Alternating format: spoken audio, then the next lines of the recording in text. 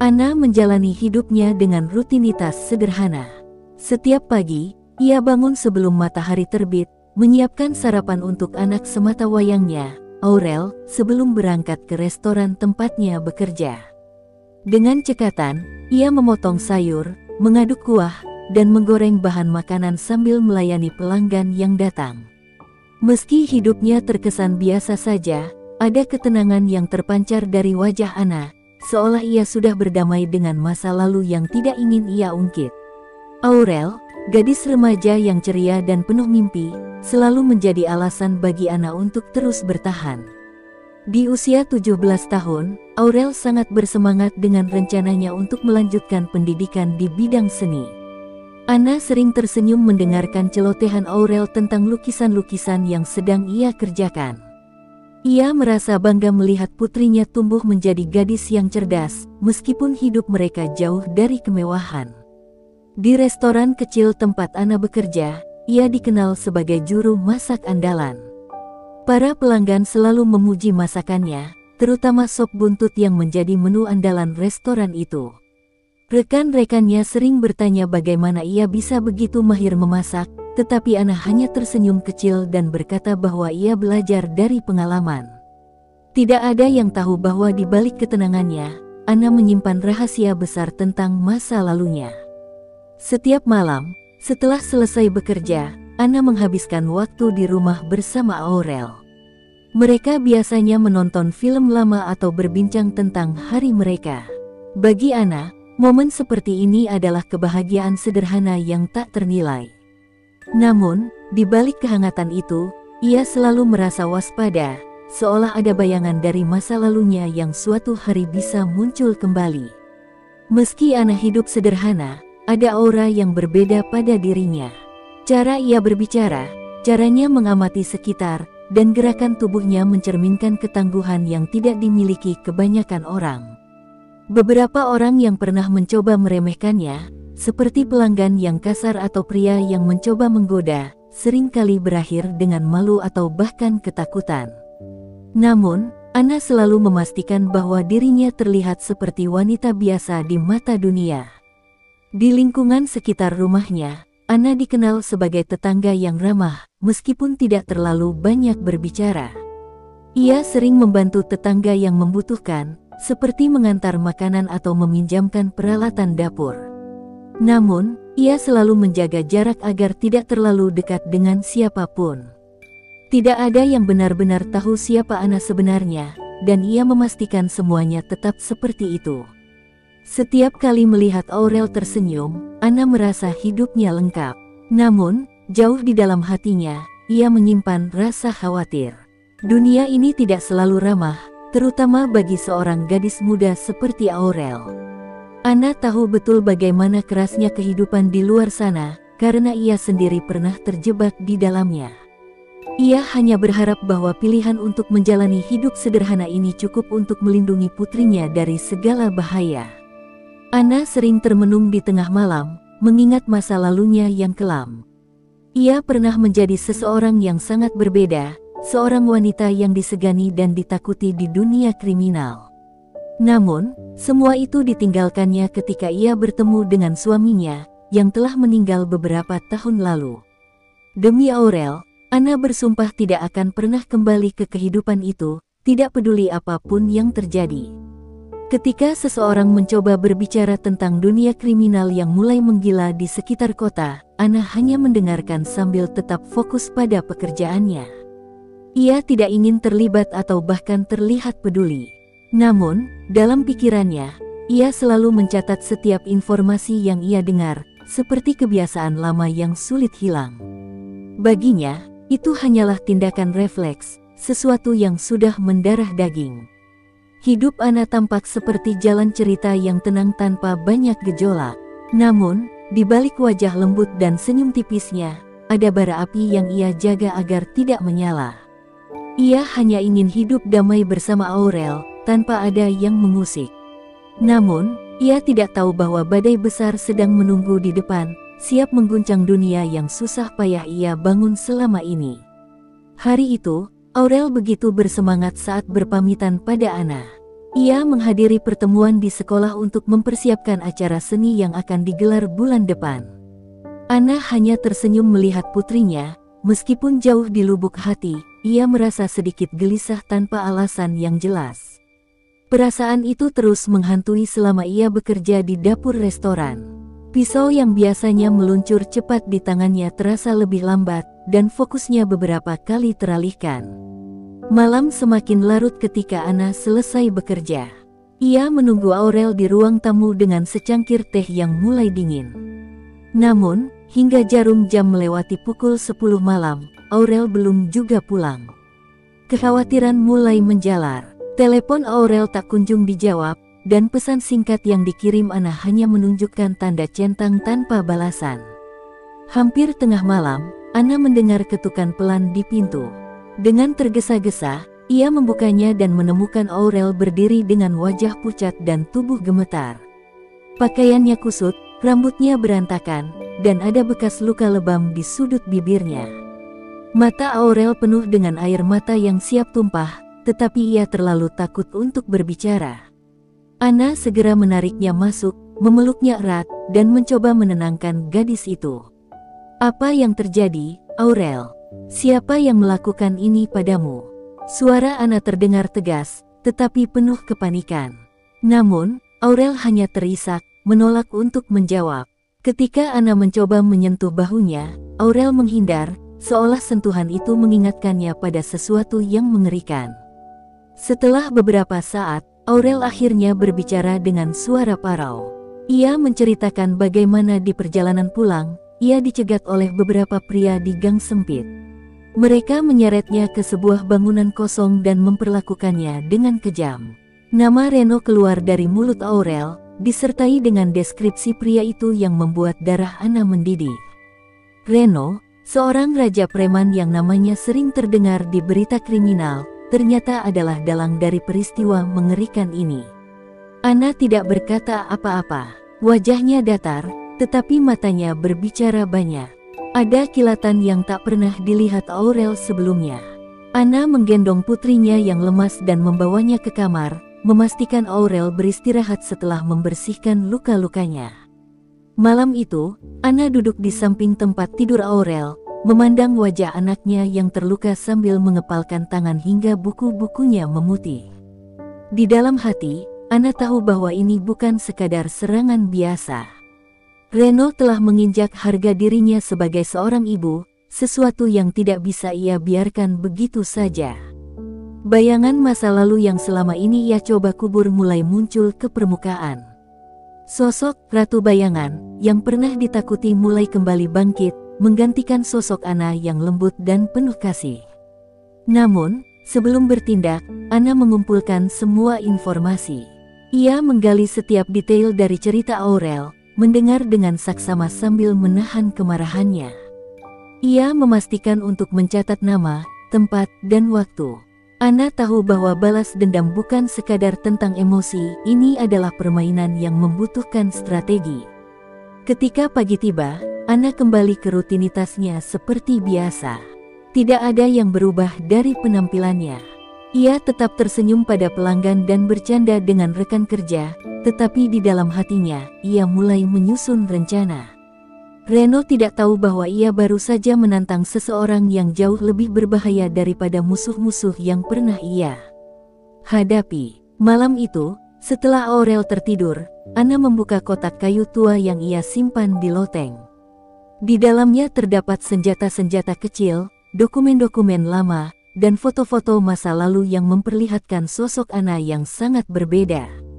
Ia menghela napas panjang, merasakan beban dari kehidupan lamanya yang kembali menghantui. Namun, kali ini, ia tidak ragu.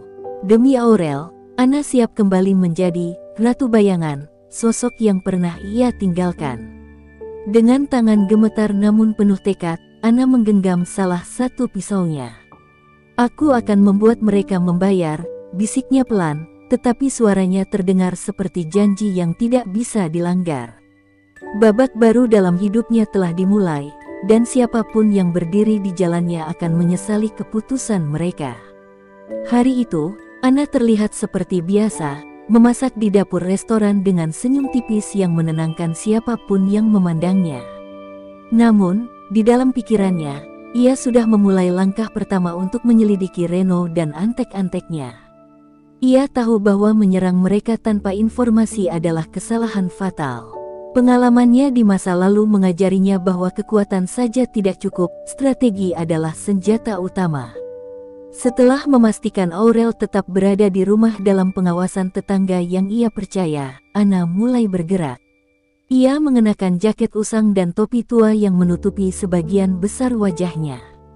Malam itu, ia kembali ke gang sempit tempat Aurel diserang, langkahnya tenang tetapi penuh perhitungan.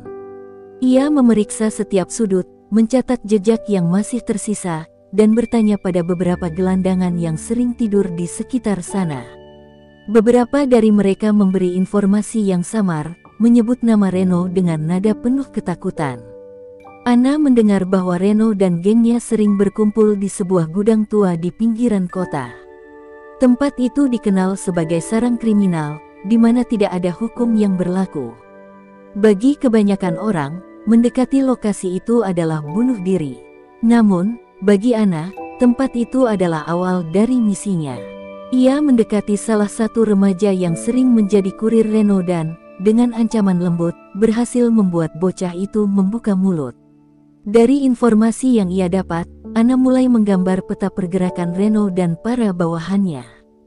Malam berikutnya, Anna memutuskan untuk mendekati gudang tersebut. Ia tidak langsung masuk, tetapi memilih untuk mengamati dari kejauhan.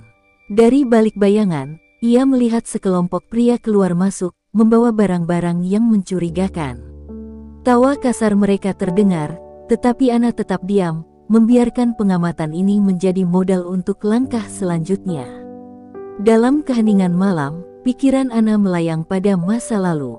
Ia teringat bagaimana ia dulu memimpin kelompok yang jauh lebih besar dari geng Reno.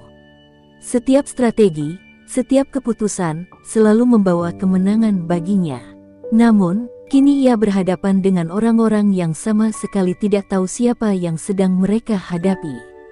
Kenangan itu bukan hanya menjadi beban, tetapi juga sumber kekuatannya. Anna kembali ke rumah menjelang fajar, memastikan bahwa setiap pergerakannya tetap tak terdeteksi.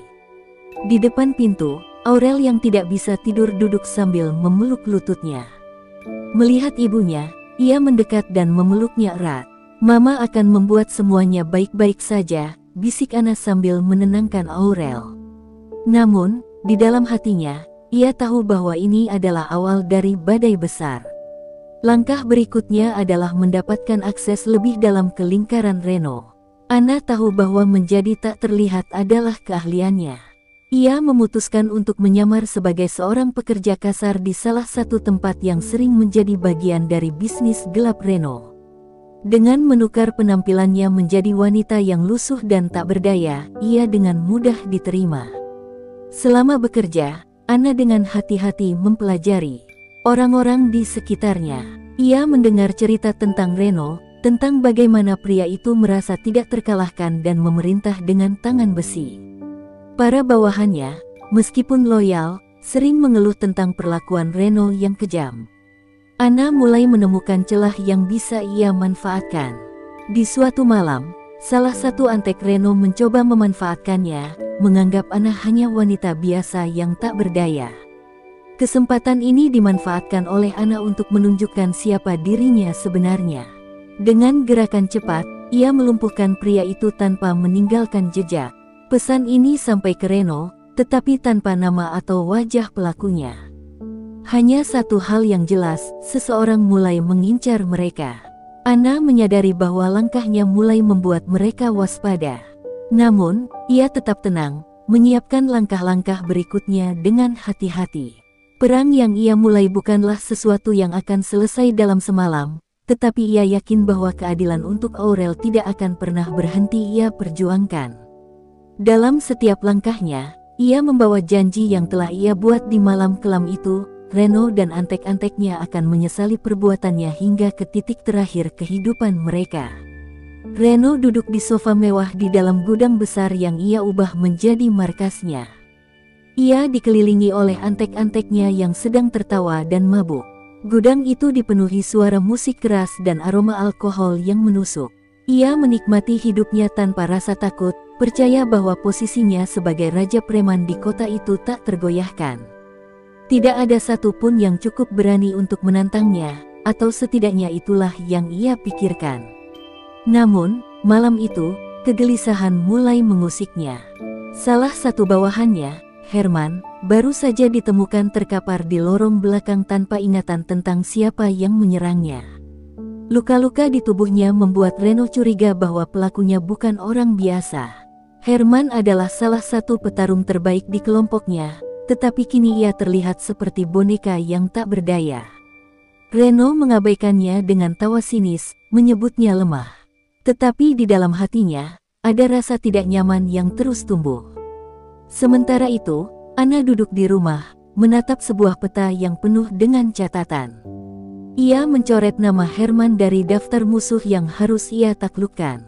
Langkahnya yang berikutnya sudah jelas, mendekati Reno dengan cara yang tidak akan ia duga.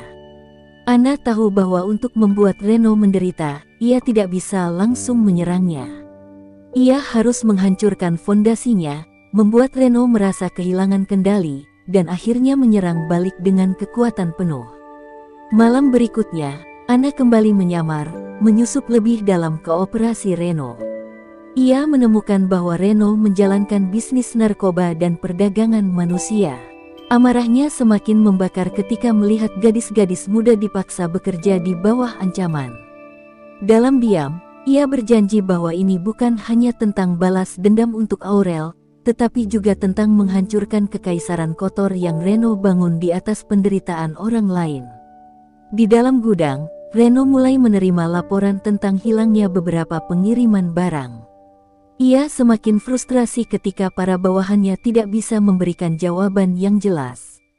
Anna telah berhasil menyabotase beberapa operasi mereka, menghapus jejaknya dengan sempurna. Namun, Reno tetap meremehkan ancaman ini. Siapapun dia, pasti hanya pecundang yang ingin cari perhatian, katanya sambil tertawa di hadapan anak buahnya. Di sisi lain, Anna terus bergerak tanpa henti.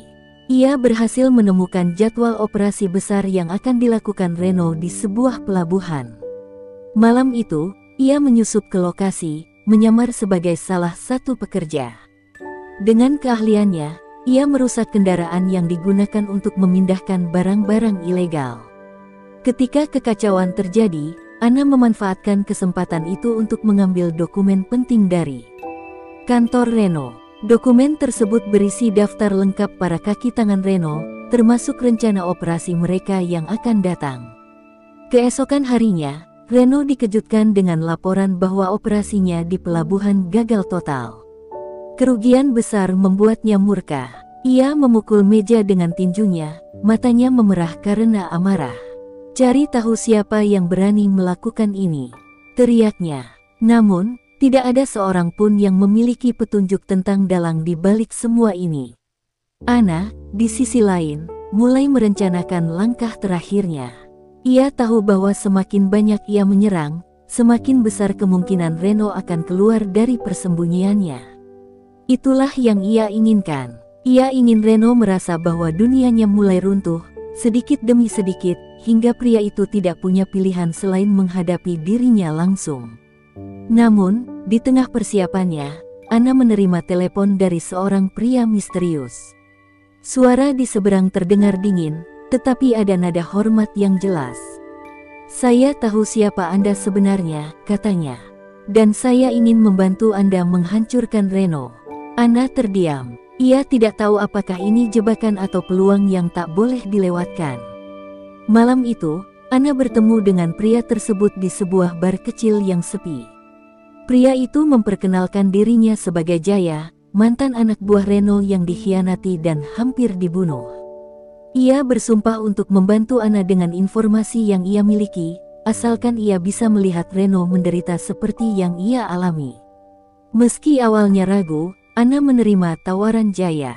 Dengan bantuan Jaya, Anna kini memiliki peta lengkap operasi Reno, termasuk kelemahan-kelemahan yang tidak pernah ia ketahui sebelumnya. Namun, ia tahu bahwa kerja sama ini juga penuh risiko. Ia harus berhati-hati, karena di dunia ini, tidak ada yang bisa sepenuhnya dipercaya. Di malam yang penuh dengan rencana baru, Anna menatap bayangan dirinya di cermin. Wajah itu tidak lagi hanya milik seorang tukang masak biasa. Kini, ia adalah ratu bayangan yang siap turun ke medan perang. Reno tidak akan pernah melihat ini datang, bisiknya, penuh dengan tekad yang membakar. Anna memulai malam itu dengan tekad bulat. Dibantu oleh informasi dari Jaya, ia mengintai salah satu tempat persembunyian Reno yang tersembunyi di balik sebuah toko tua. Lokasi itu bukan hanya menjadi tempat transaksi ilegal, tetapi juga pusat kendali kecil untuk beberapa operasi Reno. Anna tahu bahwa menyerang tempat ini akan mengguncang kekaisaran Reno lebih dalam. Malam itu, hujan turun deras, menyembunyikan langkah-langkah Anna yang mendekati toko tersebut. Ia mempersiapkan segalanya dengan matang, pisau kecil di pinggangnya, tali baja yang tersembunyi di pergelangan tangannya, dan sebuah rencana yang siap menghancurkan. Ia memutuskan untuk tidak meninggalkan jejak yang bisa dilacak, tetapi cukup untuk mengirim pesan kepada Reno bahwa musuhnya tidak akan berhenti sampai keadilan ditegakkan. Dari balik jendela yang hampir tak terlihat, Anna mengamati beberapa pria berjaga di dalam toko. Mereka tertawa, bermain kartu, tanpa sadar bahwa bahaya tengah mengintai. Anna menarik napas panjang, mengatur detak jantungnya. Dengan gerakan cepat dan tanpa suara, ia menyelinap masuk melalui pintu belakang yang tidak terkunci, membuktikan bahwa kelalaian adalah kesalahan fatal. Di dalam, ia bergerak seperti bayangan. Satu persatu, penjaga itu dilumpuhkan tanpa sempat mengeluarkan suara. Tali baja di tangannya melingkar di leher salah satu pria, sementara pisau kecilnya melumpuhkan yang lain dengan presisi sempurna. Anna tidak membunuh mereka, tetapi cukup untuk memastikan mereka tidak akan bangun dalam waktu dekat. Di ruang tengah, ia menemukan sesuatu yang membuat darahnya mendidih. Tumpukan uang hasil perdagangan manusia, senjata, dan barang-barang ilegal lainnya memenuhi ruangan. Namun, yang paling mengejutkan adalah sebuah foto Aurel yang tergantung di papan informasi, dengan lingkaran merah mengelilingi wajahnya. Itu adalah peringatan bahwa Reno belum selesai dengan mereka. Anna menggenggam foto itu dengan tangan gemetar, tetapi ia tidak membiarkan emosinya menguasai. Ia harus tetap fokus. Dengan cepat, ia menyalakan kamera di ponselnya, merekam semua barang bukti yang ada di ruangan tersebut. Ini bukan hanya tentang balas dendam lagi, tetapi juga menghancurkan nama Reno secara keseluruhan di mata dunia. Namun, saat Anna hendak meninggalkan tempat itu, sesuatu yang tidak terduga terjadi. Salah satu penjaga yang ia lumpuhkan berhasil bangun lebih cepat dari yang ia perkirakan. Dengan teriakan keras, pria itu memukul alarm darurat. Dalam sekejap, tempat itu berubah menjadi medan perang. Anna melompat keluar dari balik meja, menghindari tembakan yang dilepaskan ke arahnya. Ia berlari ke arah pintu keluar, tetapi beberapa pria bersenjata sudah mengepungnya. Meski hujan terus mengguyur, Anna tetap tenang. Dengan gerakan cepat, ia menggunakan pisau kecilnya untuk menyerang titik lemah mereka. Pertarungan itu berlangsung sengit, tetapi pengalaman Anna jauh di atas mereka. Saat ia berhasil keluar dari gedung itu, sebuah mobil hitam melaju ke arahnya. Anna bersiap menghadapi ancaman baru, tetapi pintu mobil terbuka dan Jaya muncul. "Cepat masuk," teriaknya. Meski ragu, Anna tahu ia tidak punya pilihan lain. Ia melompat ke dalam mobil, dan mereka melesat meninggalkan tempat itu. Di dalam mobil, Jaya terengah-engah sambil menyetir. "Aku sudah bilang, Reno tidak akan membiarkan siapapun menyentuh tempat itu," katanya. Anna menatapnya tajam. "Aku tidak peduli. Pesan ini harus sampai ke Reno." Ketika mereka sampai di tempat aman, Anna menyerahkan ponselnya kepada Jaya. "Sebarkan video ini," katanya tegas. "Buat dunia tahu apa yang Reno lakukan. Jika kita bisa menghancurkan reputasinya, itu akan melemahkannya lebih cepat." Jaya mengangguk tanpa banyak bicara, terkesan oleh keberanian Anna yang tidak pernah ia lihat sebelumnya. Namun, malam itu, Ana menyadari bahwa ia telah membuka perang terbuka. Reno pasti sudah tahu bahwa seseorang telah menyerang salah satu tempat terpentingnya. Ia tahu risiko yang akan datang, tetapi ia tidak akan mundur. Dalam keheningan malam, Ana berdiri di depan cermin, menatap wajahnya yang mulai menunjukkan kelelahan. Tetapi di balik kelelahan itu, matanya masih penuh dengan tekad. Aku tidak akan berhenti sampai kau membayar semuanya, Reno, bisiknya, dengan suara yang lebih mirip janji kepada dirinya sendiri.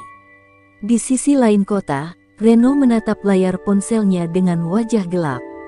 Video yang diunggah Jaya telah sampai padanya, dan untuk pertama kalinya, ia merasa bahwa posisinya sebagai raja preman terancam. Siapapun dia, aku akan menemukannya, kata Reno dengan nada berbahaya. Ia tidak tahu bahwa musuh yang ia hadapi bukan hanya seorang wanita biasa, melainkan sosok yang pernah memimpin dunia gelap yang jauh lebih mengerikan darinya. Langit malam terasa begitu gelap, seolah menegaskan bahwa badai besar akan segera tiba. Reno, dengan tatapan tajam penuh kebencian, berdiri di ruang kerjanya.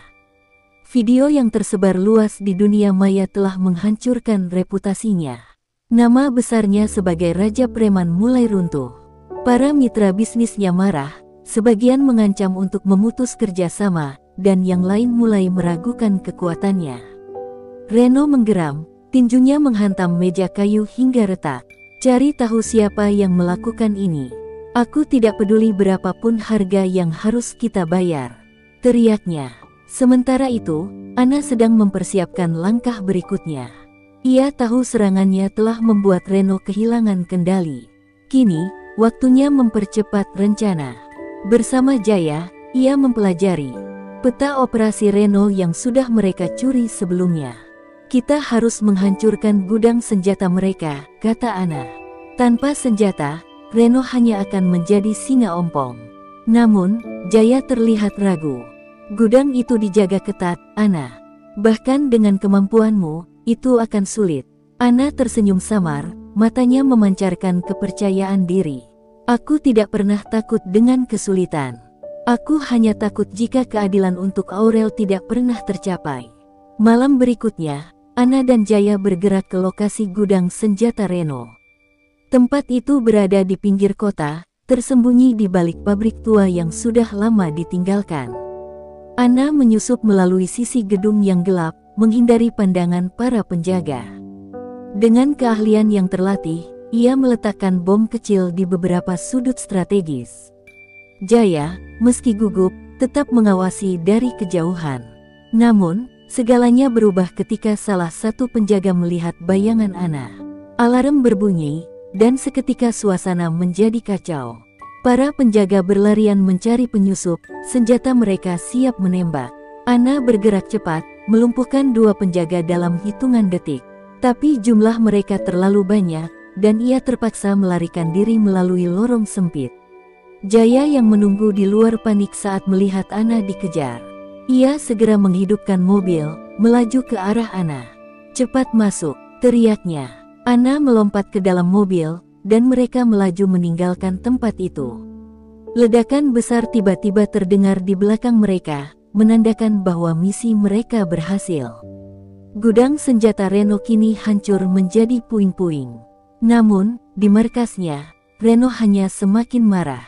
Ia tahu bahwa serangan ini bukan kebetulan.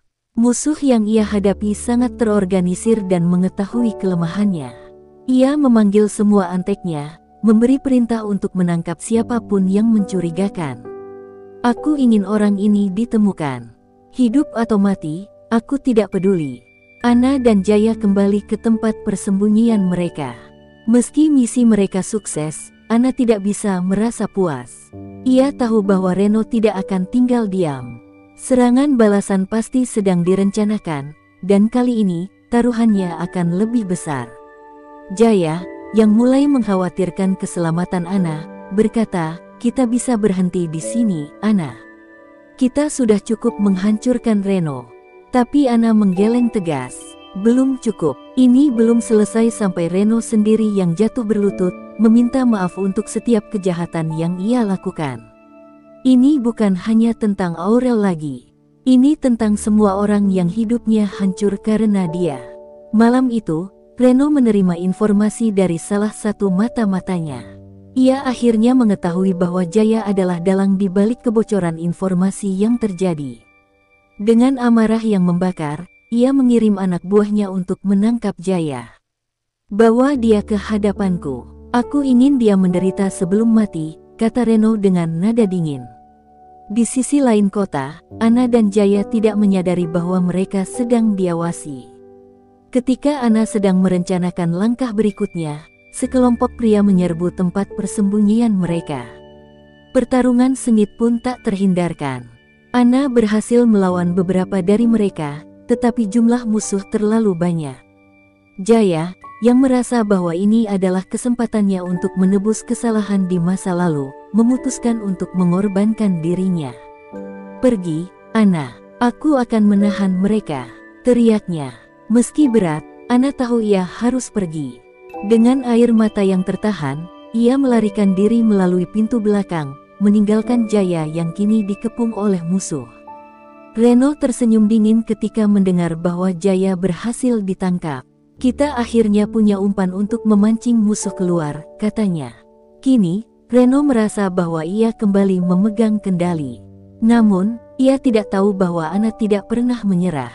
Di dalam kegelapan malam, ia bersumpah bahwa ini adalah awal dari kehancuran Reno yang sesungguhnya. Ana menghilang di balik bayang malam, namun dalam dirinya ada rasa kehilangan mendalam. Jaya adalah satu-satunya orang yang berdiri di sisinya sejak awal perjuangan ini. Mengetahui bahwa sahabatnya kini ditahan oleh Reno membuat api dendam di hatinya berkobar lebih besar. Namun, ia tahu bahwa menyerang tanpa rencana matang hanya akan memperburuk situasi. Di markas Reno, Jaya dibawa ke ruang bawah tanah yang gelap dan dingin. Tubuhnya terikat pada kursi besi yang berkarat.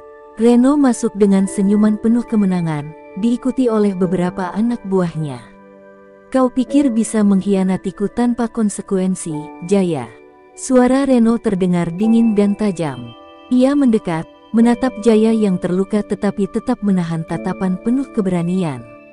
"Aku tidak takut padamu," ujar Jaya dengan suara serak. "Semua yang kau lakukan akan berbalik menghancurkanmu, Reno." Reno terkekeh, lalu mendekatkan wajahnya ke Jaya. "Hancur, aku. Tidak ada yang bisa menyentuhku.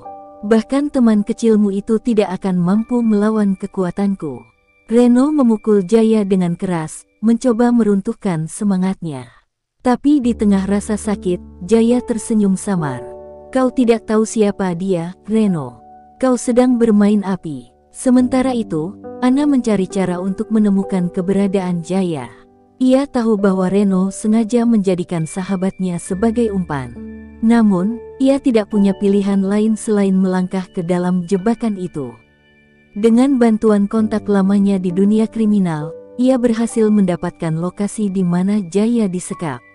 Tempat itu adalah gudang kosong di pinggir kota, tempat yang sering digunakan Reno untuk mengeksekusi pengkhianat.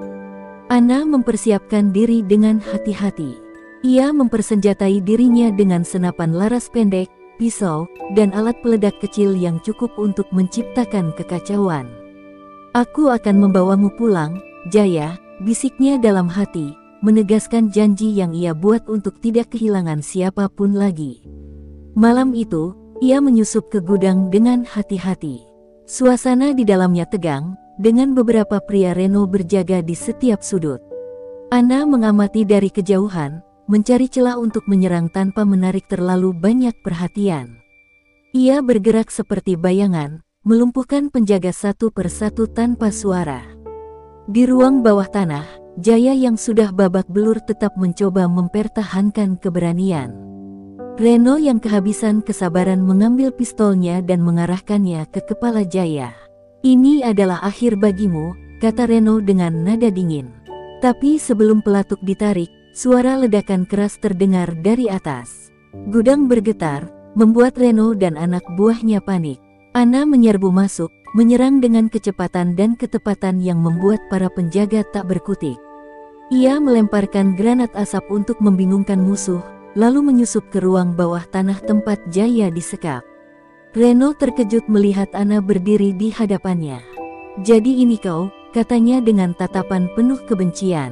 Anna menatap Reno dengan dingin. "Aku bukan siapa-siapa bagimu, Reno. Tapi aku akan menjadi akhir dari hidupmu." Dengan gerakan cepat, Anna menyerang Reno, menghindari tembakan yang dilepaskan olehnya. Pertarungan sengit pun terjadi. Reno, meski berpengalaman, tidak bisa mengimbangi kecepatan dan ketangkasan Anna. Di tengah pertarungan, salah satu anak buah Reno mencoba menyerang Anna dari belakang. Namun, Jaya yang berhasil melepaskan ikatannya mengambil kesempatan itu untuk melindungi Anna. Ia menyerang pria itu dengan sebuah pipa besi, lalu membantu Anna mengalahkan Reno. Dengan napas terengah-engah, Anna akhirnya menundukkan Reno. Ia menatap pria itu dengan penuh kebencian, tetapi juga rasa lega karena akhirnya berhasil menyelamatkan Jaya. Reno yang terluka tergeletak di lantai, tetapi senyumnya tidak memudar. "Kau pikir ini sudah selesai? Aku masih punya orang-orangku di luar sana," katanya sambil tertawa kecil. Anna mendekatkan wajahnya ke Reno, menatapnya dengan tatapan tajam. "Kekuasaanmu akan runtuh. Aku akan memastikan itu." Ia meninggalkan Reno yang tak berdaya di sana, membawa Jaya keluar dari tempat itu sebelum bala bantuan musuh datang. Malam itu, Anna menyadari bahwa perjuangannya masih jauh dari selesai. Reno masih hidup, dan ancaman dari anak buahnya masih mengintai. Namun, ia tidak akan berhenti.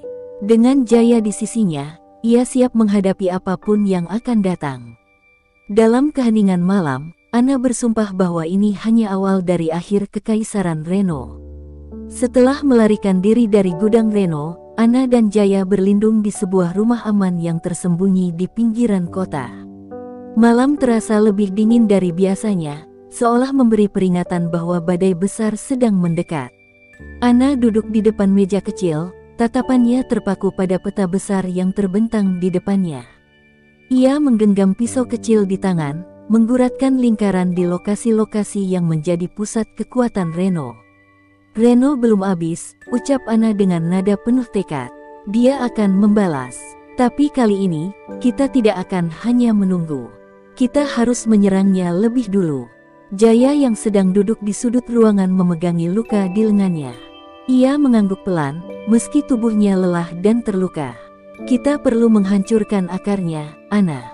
Reno hanya kuat karena jaringan bawahannya. Hancurkan itu, dan dia tidak akan punya apa-apa lagi." Anna memandang Jaya sejenak, lalu kembali ke peta. Ia tahu ini bukan hanya soal menghancurkan Reno. Ini soal mengakhiri semua kengerian yang telah pria itu ciptakan. Semua orang yang telah menjadi korban butuh keadilan. Kita akan menyerang markas utamanya. Kali ini, aku tidak akan berhenti sampai dia benar-benar jatuh. Namun, langkah mereka tidak akan mudah. Reno, yang kini semakin marah dan terpojok, mulai mengumpulkan kekuatan terakhirnya. Ia memanggil semua anak buah yang masih setia, menyusun strategi untuk menjebak Anna dan Jaya. "Aku akan memastikan mereka tidak bisa lari lagi," kata Reno dengan suara yang menggema di ruangan besar markasnya. Di sisi lain, Anna mulai merekrut bantuan. Beberapa mantan anak buah Reno yang telah ia selamatkan dari kejamnya kekuasaan pria itu setuju untuk bergabung dengannya. Mereka semua punya alasan untuk melawan Reno, dan kini, mereka bersatu di bawah kepemimpinan Anna. "Kita harus bergerak cepat," ujar Anna kepada kelompok kecilnya. "Markas Reno dilindungi oleh teknologi canggih, tetapi mereka tidak akan menyangka kita menyerang langsung. Aku butuh kalian untuk menahan pasukan luar, sementara aku masuk ke dalam untuk menyelesaikan ini." Malam pertempuran pun tiba. Di bawah langit yang penuh awan kelabu, Anna memimpin kelompoknya menuju markas utama Reno. Mereka bergerak dalam senyap, menyelinap melalui lorong-lorong gelap di sekitar gedung. Dengan keahlian yang tajam, Anna melumpuhkan kamera keamanan satu persatu. Tidak ada ruang untuk kesalahan. Namun, ketika mereka mendekati pintu utama, jebakan Reno mulai terlihat. Ledakan kecil menghantam salah satu anak buah Anna, memicu alarm. Pertempuran sengit tak terhindarkan. Para penjaga Reno muncul dari segala arah, menyerang tanpa henti. Anna bertarung dengan penuh keberanian. Tangannya yang terampil melumpuhkan musuh satu persatu. Di tengah kekacauan, ia melihat Jaya berjuang keras melawan dua pria bersenjata. Meski tubuhnya lelah, Jaya tidak menyerah. "Jangan pikir aku akan jatuh semudah itu," teriaknya sambil menghantam salah satu musuh dengan tinju kuat. Di dalam markas, Reno mengamati situasi melalui layar monitor. Wajahnya menegang saat melihat pasukannya kewalahan melawan serangan Anna. "Dia lebih kuat dari yang kubayangkan," gumamnya, sebelum beralih ke anak buah setianya. "Bawa dia ke sini hidup-hidup. Aku ingin menyelesaikan ini sendiri." Anna akhirnya berhasil menembus pertahanan luar dan masuk ke dalam gedung. Ia bergerak cepat melewati lorong-lorong sempit, menghindari jebakan yang dipasang Reno.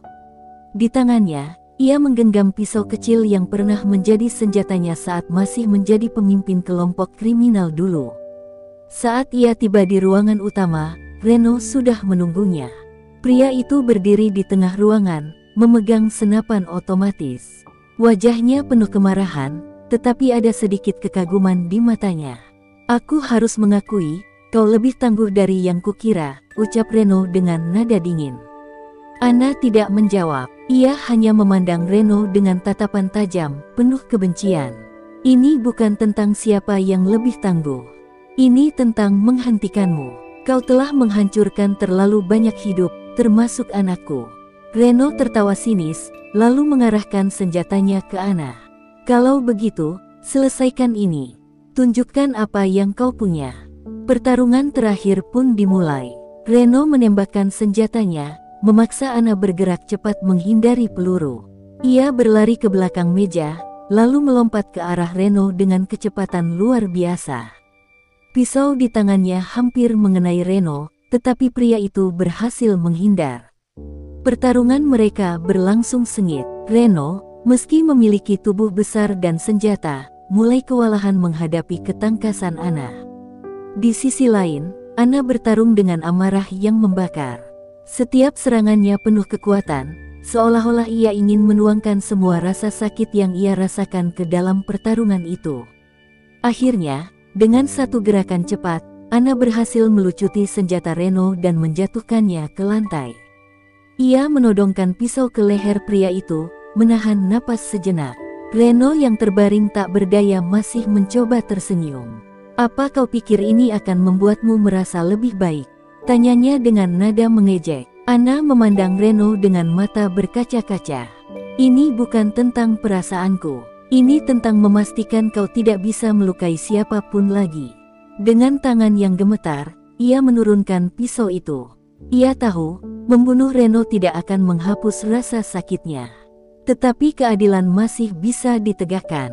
Ia mengikat Reno dan menyerahkannya kepada pihak berwenang yang telah ia hubungi sebelumnya. Saat polisi tiba, Anna merasa beban di pundaknya mulai sedikit terangkat. Namun, ia tahu perjuangannya belum selesai. Dunia Reno telah ia runtuhkan, tetapi luka di hatinya masih membutuhkan waktu untuk sembuh. Malam itu, di bawah langit yang mulai cerah, Anna berdiri di atas reruntuhan markas Reno. Ia mengingat wajah Aurel, anak yang menjadi alasan ia bertarung. "Aku telah membalaskan dendammu," bisiknya pelan. "Kini, aku harus belajar hidup tanpamu." Seminggu setelah Reno ditangkap, ketenangan yang Anna harapkan tak kunjung datang. Kota yang selama ini dihantui oleh kekuasaan Reno perlahan mulai berbenah, tetapi bayangan kelam masih menyelimuti hati Anna. Ia kembali ke rumahnya, sebuah tempat kecil di pinggir kota yang kini terasa sunyi tanpa suara Aurel. Anna berjalan pelan ke kamar anaknya. Spray biru kesukaan Aurel masih terlipat rapi, dan boneka-boneka kecil menghiasi sudut tempat tidur. Ia duduk di atas kasur itu, mengusap bantal yang pernah menjadi tempat kepala anaknya bersandar. "Ibu sudah melindungimu," bisiknya dengan suara gemetar. "Tapi kenapa rasa sakit ini tidak pergi?" Sementara itu, Jaya yang tinggal bersamanya mencoba memberi semangat. Ia melihat perubahan besar dalam diri Anna sejak pertempuran terakhir. Wanita itu menjadi lebih pendiam, seringkali termenung lama di jendela, seolah mencari sesuatu yang tak bisa ia temukan. "Ana," panggil Jaya suatu sore, mencoba memecah keheningan. "Kita sudah melakukan semuanya. Reno sudah tidak ada. Anak buahnya juga bubar. Kau berhasil." Ana hanya menoleh sekilas, lalu kembali menatap keluar jendela. "Aku berhasil menghancurkan Reno, Jaya. Tapi aku tidak bisa membawa Aurel kembali. Tidak ada yang bisa menggantikan kehadirannya." Suaranya datar, tetapi penuh luka yang mendalam. Melihat Ana terus terpuruk, Jaya tahu ia harus melakukan sesuatu. Tanpa memberitahunya, Jaya pergi ke makam Aurel yang terletak di sebuah bukit kecil, dikelilingi oleh pepohonan rindang. Di sana, ia berdiri di depan batu nisan kecil yang tertulis nama anak itu. "Aurel," gumam Jaya pelan. "Ibumu butuh kekuatan. Aku tidak tahu harus bagaimana membantunya, tapi aku janji akan selalu ada untuknya." Saat Jaya kembali, ia menemukan Ana duduk di ruang tamu, memandangi foto Aurel. "Aku ingin ke makamnya," ujar Ana tiba-tiba, memecah keheningan. Jaya terkejut, tetapi tanpa banyak bicara, ia mengangguk dan mengantarnya. Perjalanan ke bukit itu terasa panjang dan penuh emosi. Ketika mereka tiba, Ana berjalan perlahan menuju nisan anaknya. Ia berlutut di depannya, meletakkan setangkai bunga mawar putih di atas tanah yang masih basah oleh embun pagi. "Aurel," suaranya pecah, "ibu sudah melakukan apa yang kau minta. Ibu sudah menghentikan mereka yang menyakitimu. Tapi ibu belum tahu bagaimana caranya melepaskan rasa kehilangan ini." Air matanya mulai mengalir, membasahi pipinya yang pucat. Jaya berdiri beberapa langkah di belakangnya, memberi ruang pada Ana untuk berbicara dengan anaknya. Ia tahu, ini adalah momen yang hanya bisa diselesaikan oleh Ana sendiri. Setelah beberapa saat, Ana mengusap air matanya dan berdiri. Ia menatap nisan itu untuk terakhir kali sebelum berbalik menghadap Jaya. "Aku tidak bisa terus seperti ini," ujarnya dengan suara yang lebih tegas. "Aurel tidak akan ingin aku hidup dalam penyesalan. Aku harus menemukan cara untuk melanjutkan hidupku." Jaya tersenyum kecil, merasa lega mendengar tekad baru di suara Ana. "Kau tidak sendiri, Ana. Aku akan selalu ada di sisimu." Dalam perjalanan pulang, Ana merasa sedikit lebih ringan, meski rasa sakitnya belum sepenuhnya hilang. Ia mulai menyadari bahwa pertempuran melawan Reno hanyalah awal dari perjuangan baru dalam hidupnya. Kini, ia harus belajar berdamai dengan dirinya sendiri. Namun, harapan itu diuji ketika sebuah kabar mengejutkan tiba. Salah satu mantan anak buah Reno yang tertangkap mengungkapkan bahwa Reno tidak bekerja sendirian.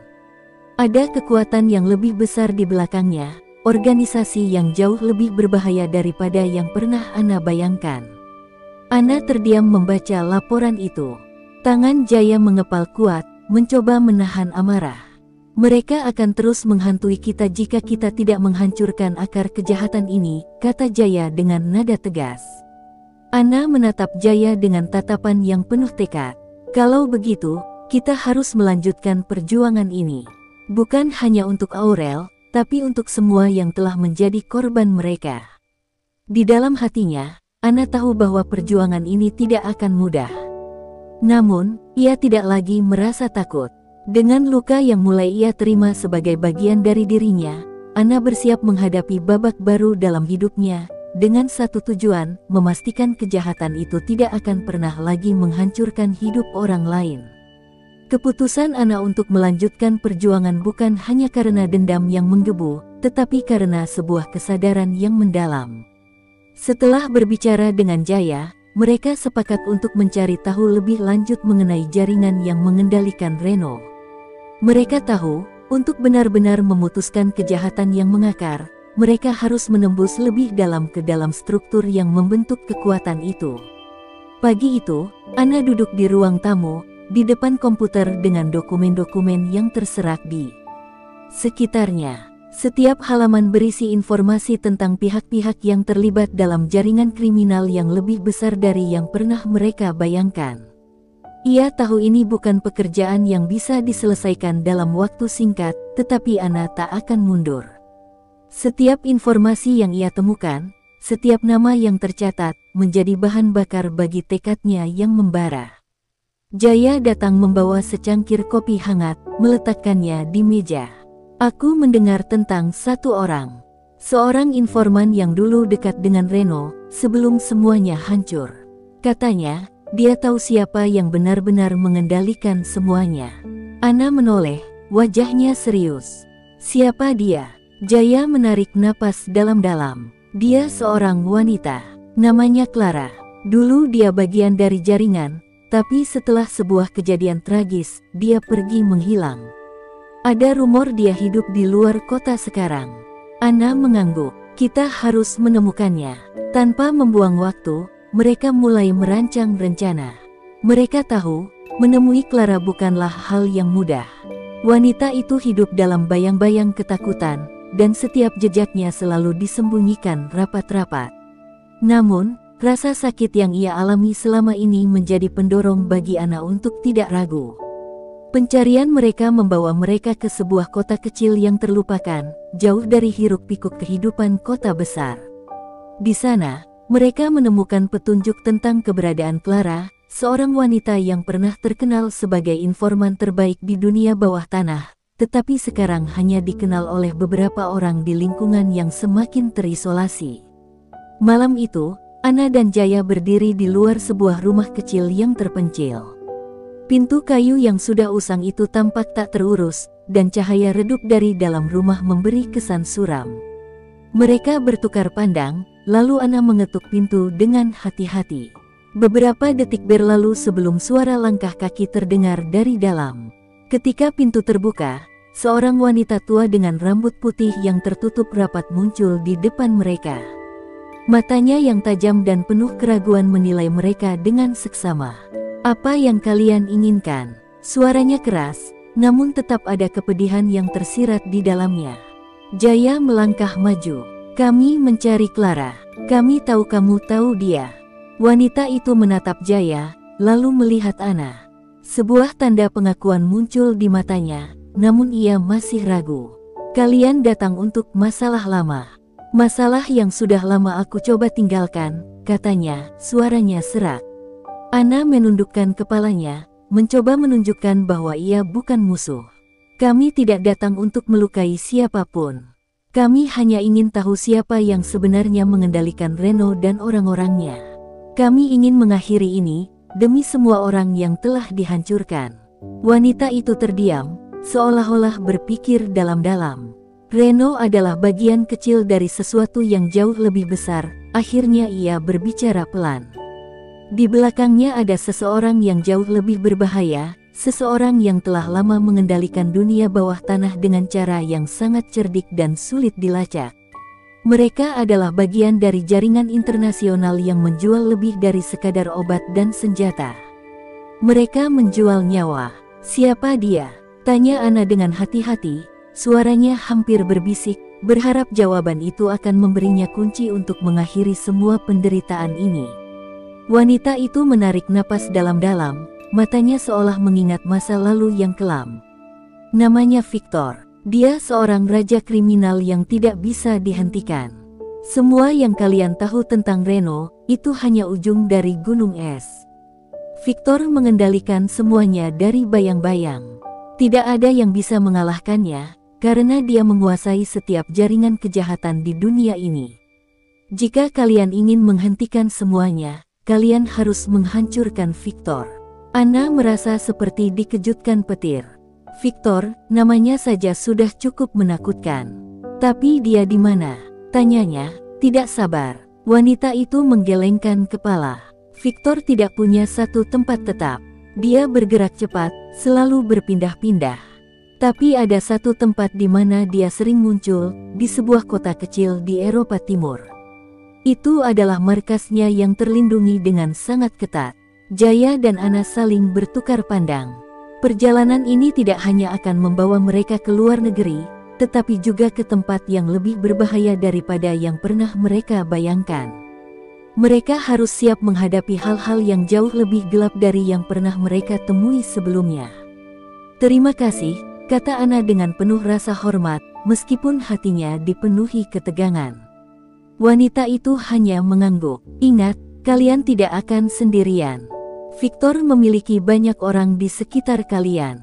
Tapi jika kalian bisa melawan ketakutan dan tidak mundur, mungkin ada kesempatan. Ana mengangguk. Ia tahu bahwa sekarang mereka tidak hanya berperang melawan satu orang, tetapi melawan seluruh jaringan kejahatan yang telah lama mengakar.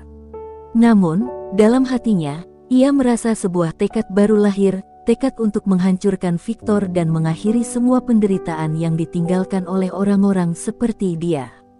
Perjalanan mereka belum selesai, bahkan justru baru dimulai. Setelah menerima informasi dari Clara, Ana dan Jaya mempersiapkan diri untuk perjalanan berbahaya ke Eropa Timur. Mereka tahu, melawan Victor bukanlah tugas ringan. Informasi yang mereka terima hanya memberikan gambaran samar tentang siapa Victor sebenarnya, namun itu cukup untuk meyakinkan mereka bahwa ini adalah satu-satunya jalan untuk menghentikan penderitaan yang telah berlangsung begitu lama. Malam sebelum keberangkatan, Ana duduk di ruang tamu, matanya menatap kosong pada gambar Aurel yang masih tersimpan dalam bingkai kecil di meja. Setiap kali ia melihat gambar itu, rasa sakitnya terasa semakin tajam. Aurel, anak yang telah menjadi alasan Ana bertahan sejauh ini, sekarang hanya tinggal kenangan. Namun, Ana tahu bahwa perjuangannya belum selesai. Aurel ingin ia melanjutkan hidup, melawan kejahatan yang telah merenggut kebahagiaan mereka. Ana, suara Jaya memecah keheningan. Ia duduk di sampingnya, menatap wajah Ana dengan penuh perhatian. Kau siap untuk ini? Ana menarik napas panjang, matanya tetap terfokus pada foto Aurel. Aku tidak punya pilihan, Jaya. Aku harus mengakhiri ini. Untuk Aurel. Untuk semua orang yang hidup di bawah bayang-bayang Victor. Jaya menatapnya dengan prihatin. Kau tahu, ini bisa jadi lebih berbahaya dari yang kita bayangkan. Victor bukan hanya seorang raja kriminal, dia adalah penguasa dunia yang kita tidak kenal. Ana mengangguk, menatap Jaya dengan mata yang penuh tekad. Aku tahu, tapi aku juga tahu bahwa jika kita mundur sekarang, tidak akan ada yang bisa menghentikannya. Kita harus menghentikan Victor, atau dunia ini akan terus dipenuhi oleh kejahatan yang tak terlihat. Dengan persiapan matang, mereka berangkat ke Eropa Timur, menuju kota kecil yang menjadi markas Victor. Selama perjalanan, kecemasan terus menghantui Ana. Namun ada sesuatu yang lebih kuat dalam dirinya, suatu dorongan untuk menuntaskan apa yang telah dimulai. Setiap langkah mereka membawa mereka lebih dekat ke kota yang penuh rahasia, dan semakin lama mereka berada di sana, semakin jelas bahwa ini adalah langkah berani yang tidak bisa dihindari. Setibanya di kota itu, suasana yang mereka hadapi terasa sangat berbeda. Kota kecil yang semula terlihat tenang ternyata dipenuhi dengan gerak-gerik yang mencurigakan. Orang-orang berjalan dengan tergesa-gesa, dan matanya seringkali menghindari pandangan orang luar seperti mereka. Mereka merasa seolah-olah sedang menginjakkan kaki di tempat yang tak terlihat. Sebuah dunia yang penuh dengan bayangan dan tipu daya. Ana dan Jaya berhasil menemukan informasi lebih lanjut tentang lokasi markas Victor. Namun, mereka juga mengetahui bahwa mereka tidak sendirian. Ada banyak orang yang diam-diam mengawasi setiap gerakan mereka, dan tidak lama kemudian, mereka tahu bahwa perjalanan ini akan jauh lebih rumit dari yang mereka perkirakan. Malam itu, saat mereka sedang berjalan melalui gang sempit yang gelap, seseorang menyergap mereka dari belakang. Ana dan Jaya berbalik dengan refleks, namun sebelum mereka sempat bertindak, seorang pria besar yang tampaknya sudah terlatih dalam pertarungan sudah berada di depan mereka. Wajahnya menyeringai, penuh dengan kebencian. Terima kasih sudah datang, kata pria itu dengan suara berat. Victor ingin bertemu kalian. Ana merasakan ketegangan yang luar biasa. Mereka terjebak. Di hadapan mereka berdiri seorang pria yang jelas bukan orang sembarangan, mungkin salah satu tangan kanan Victor. Namun, sebelum mereka bisa bertindak, seorang wanita muncul dari kegelapan. Matanya dingin, penuh perhitungan. Jangan bergerak, kata wanita itu dengan suara tenang. Kalian sudah jatuh ke dalam perangkap. Victor tahu kalian akan datang. Jaya menatap wanita itu dengan waspada. Kau siapa? Wanita itu tersenyum tipis. Aku bagian dari jaringan ini. Dan kalian seharusnya tahu bahwa ketika Victor memanggil, tidak ada yang bisa menolak. Ana merasakan darahnya berdesir. Victor mengirim kalian untuk membunuh kami. Wanita itu tertawa pelan, namun ada kebencian dalam tawanya. Membunuh? Tidak. Victor punya cara yang lebih menarik untuk menghabisi orang-orang seperti kalian.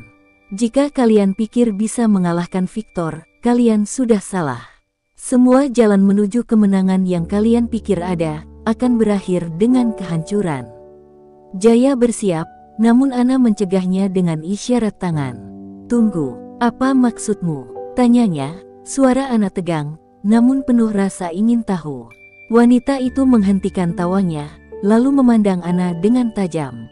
Victor bukan hanya penguasa kejahatan, dia adalah penguasa bayangan yang mengendalikan lebih dari sekadar jaringan kriminal.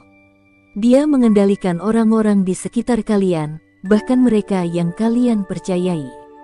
Ana terkejut. Apa maksudmu? Wanita itu berjalan mendekat, matanya menyiratkan keputusasaan. Victor telah mengendalikan kalian lebih lama dari yang kalian kira. Bahkan orang yang kalian anggap teman bisa jadi bagian dari rencananya. Itu sebabnya dia tidak pernah kalah. Dia tahu bagaimana membuat orang percaya bahwa mereka berjuang untuk kebaikan, padahal mereka hanya menjadi alat untuknya. Ana merasa dunia seperti runtuh di sekelilingnya. Semua yang ia percayai mulai terasa seperti kebohongan besar. Jaya menggertakkan giginya, tampak cemas dengan apa yang baru saja mereka dengar. Jadi, selama ini kami hanya bagian dari permainan Victor. Wanita itu mengangguk, namun tidak berkata lebih lanjut. Tiba-tiba, dia mundur, memberi isyarat kepada pria besar yang sebelumnya menghadang mereka. Pria itu menyeringai, lalu tanpa peringatan, meluncurkan serangan yang begitu cepat. Ana dan Jaya harus berjuang sekuat tenaga untuk bertahan hidup. Dalam pertempuran itu, sebuah pikiran terlintas dalam benak Ana, mereka bukan hanya berperang melawan Victor, tetapi melawan sebuah jaringan yang jauh lebih besar dari yang mereka bayangkan.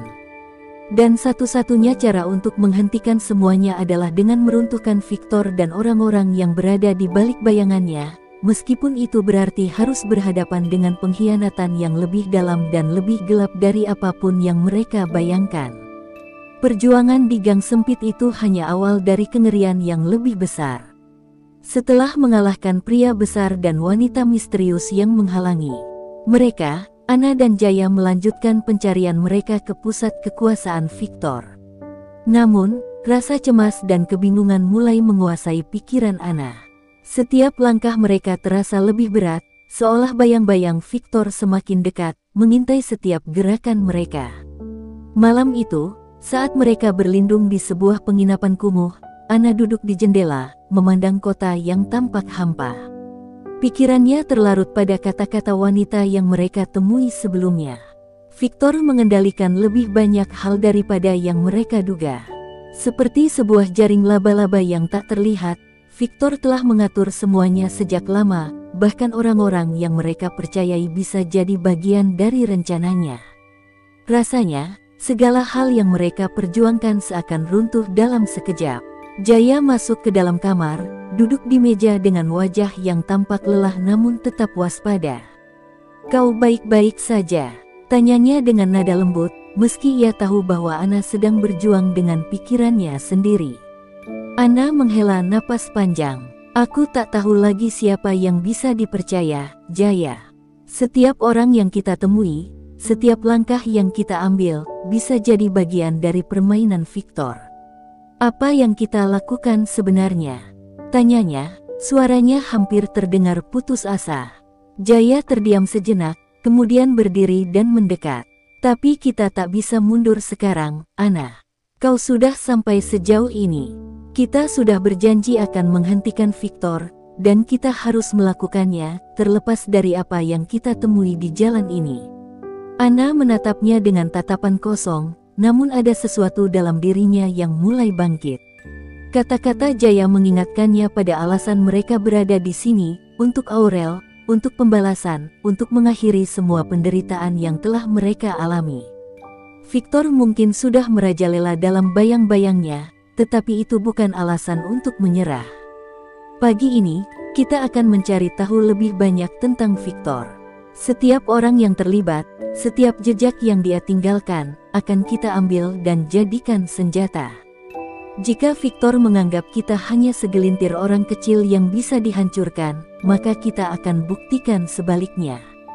Anna berbicara dengan suara yang semakin tegas, menyusun kembali keberanian yang sempat pudar. Hari berikutnya, mereka menemukan petunjuk baru yang membawa mereka ke sebuah lokasi yang lebih terpencil, di luar kota. Mereka tak tahu apa yang menunggu mereka di sana, namun mereka tahu bahwa ini adalah langkah terakhir mereka untuk mengungkap siapa Victor sebenarnya. Di lokasi itu, mereka menemui seorang pria parubaya yang telah menjadi bagian dari jaringan Victor. Awalnya, pria itu ragu untuk memberikan informasi lebih lanjut, namun setelah beberapa ancaman dan jaminan bahwa hidupnya tak akan aman jika mereka gagal, pria itu akhirnya membuka mulut. Victor bukanlah pria yang biasa, katanya, dengan suara yang hampir berbisik. Dia bukan hanya penguasa kriminal. Dia adalah seseorang yang memiliki kekuatan untuk mengendalikan orang dari balik layar, bahkan orang yang tampaknya tidak terlibat langsung dalam kejahatan. Setiap orang yang kau temui, setiap orang yang kau percayai, mereka semua bisa jadi bagian dari permainan besar Victor. Jantung Anna berdetak kencang. Apa yang mereka dengar semakin membuka mata mereka pada kebenaran yang lebih mengerikan. Victor bukan hanya musuh mereka, dia adalah bayangan besar yang mengintai setiap sudut kehidupan mereka, mengontrol mereka dari jauh, menyusun setiap langkah agar mereka akhirnya berhadapan dengan takdirnya. Pria itu melanjutkan, jika kalian ingin mengalahkan Victor, kalian harus tahu satu hal. Tidak ada yang benar-benar bisa mengalahkannya kecuali dirinya sendiri. Dia tahu setiap langkah kalian sebelum kalian bahkan melangkah. Anna menggertakkan gigi, matanya menyala dengan tekad. Jika kita tidak bisa mengalahkannya dengan cara biasa, kita akan membuatnya salah langkah. Kita akan menyerang dia dengan cara yang dia tak pernah bayangkan. Jaya mengangguk setuju, meski kecemasan masih tergambar di wajahnya. Kita harus membuat Victor merasa terpojok. Kita harus mendorongnya keluar dari bayang-bayangnya. Mereka pun melanjutkan perjalanan, semakin dekat dengan Victor, namun semakin banyak rintangan yang menghadang mereka. Setiap langkah terasa seperti permainan hidup dan mati. Di tengah perjalanan itu, mereka mendapati bahwa ada seseorang yang mereka anggap sekutu selama ini ternyata adalah mata-mata Victor. Sebuah pengkhianatan yang tidak mereka duga. Seseorang yang selama ini memberi mereka informasi yang tampaknya sangat berharga, ternyata memiliki hubungan erat dengan Victor. Saat Anna dan Jaya menyadari pengkhianatan itu, mereka merasa dunia mereka terbalik. Selama ini, mereka telah dikelilingi oleh kebohongan dan ilusi yang disusun rapi oleh Victor. Semua yang mereka lakukan, setiap langkah yang mereka ambil, tampaknya telah direncanakan dengan sempurna oleh pria itu. Namun, mereka tak bisa berhenti. Ini adalah saat mereka harus menghadapi kenyataan dengan penuh keberanian. Victor mungkin telah mengendalikan begitu banyak hal, namun ada satu hal yang tak bisa dia kendalikan, keinginan Anna untuk menghentikan semua ini. Mereka tidak bisa mundur, karena jika mereka mundur sekarang, maka semua pengorbanan yang telah mereka lakukan akan sia-sia. Dengan rasa sakit dan kebingungannya, Anna kembali mengingat Aurel, wajah anaknya yang penuh harapan. Mereka tidak bisa menyerah, tidak setelah semuanya yang telah terjadi. Jika Victor berpikir mereka akan berhenti, maka dia akan segera tahu bahwa ini bukan akhir dari cerita mereka, ini baru saja dimulai.